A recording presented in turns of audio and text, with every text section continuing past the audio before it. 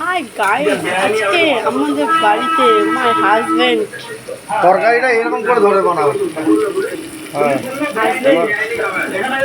মাছ বানাচ্ছে, মাছের ঝোল, মাছের ঝোল।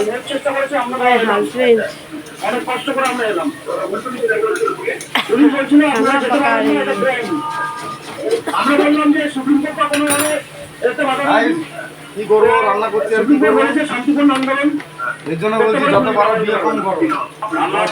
খাটতে হবে বন্ধুরা। বলছে ওখানে পারমিশন দেওয়া হয়নি, মানে পারমিশন দেওয়া হয়নি, मछली সেখানে দিতে যাচ্ছি এখান থেকে। মাছের ঝোল হচ্ছে। আমাদের পুলিশের বাধা করতে কলকাতা যাচ্ছে এবং কলকাতা অভিমুখে যাত্রা করছে। পুলিশ তাদের আটকাবার চেষ্টা করেছিল।